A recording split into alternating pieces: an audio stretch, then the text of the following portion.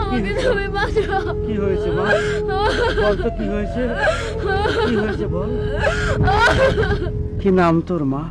আমার নাম জয়া। তুমি আমার ধর্মের বাবা, তুমি আমায় বাঁচাও। মা ছেলের সম্পর্কের মাঝে ধর্মকে না টানলেও চলে মা। তুই তোমার মা, সত্যি করে বলতো মা কি হয়েছে তোর? ওকে ছেড়ে দাও, ওর স্বামী মারা গেছে, স্বামীর পিতা বলছে। ওই চিতা আমরা ওকে তুলে দেবো। না, ওখানে আমি যাবো না, আমি যাবো না। জানো বাবা, আমার বাবা ছিল খুব গরিব, এদের কাছ থেকে টাকা ধার করেছিল। সেই টাকা পরিশোধ হওয়ার চক্রান্ত করে ওরা আমাকে একটা ঘাটের বয়ার সাথে বিয়ে দেয়। বিয়ের পিড়িতে বসে সে বুড়ো অসুস্থ হয়ে পড়ে।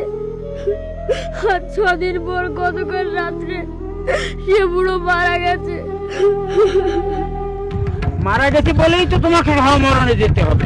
না, ওখানে আমি যাবো না, আমি যাবো না। এটা শাস্ত্রের নিয়ম, বুঝেছিস? ব্রাহ্মণ মানুষের জন্য শাস্ত্র, শাস্ত্রের জন্য মানুষ নয়। যে শাস্ত্র মানুষের কল্যাণ করে না তা মূল্যহীন, যে শাস্ত্র মানুষকে মুক্তি দেয় না তা যুক্তিহীন। সেই শাস্ত্রের যুবকাষ্টে ফেলে একটা সম্ভাবনাময় কুড়িকে অকালে তোমরা বৃন্তচ্যুত করতে পারো না।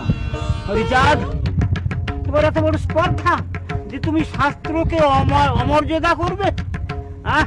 আমাদের মতো ব্রাহ্মণদের তুমি অমান্য করবে?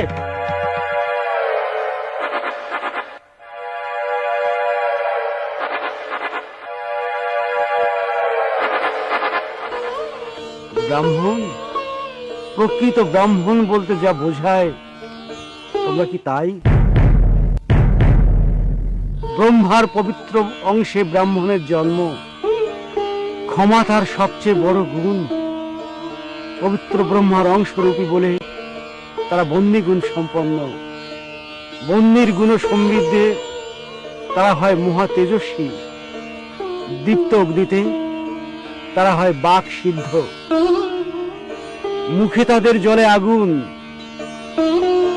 তোমরাও তো ব্রাহ্মণ, তোমাদের মুখে কি আগুন জ্বলে? মুখে তোমাদের আগুন জ্বলে না ব্রাহ্মণ, তবে অন্যের সংসারে আগুন জ্বালাতে তোমরা সিদ্ধ হস্ত। শোনো,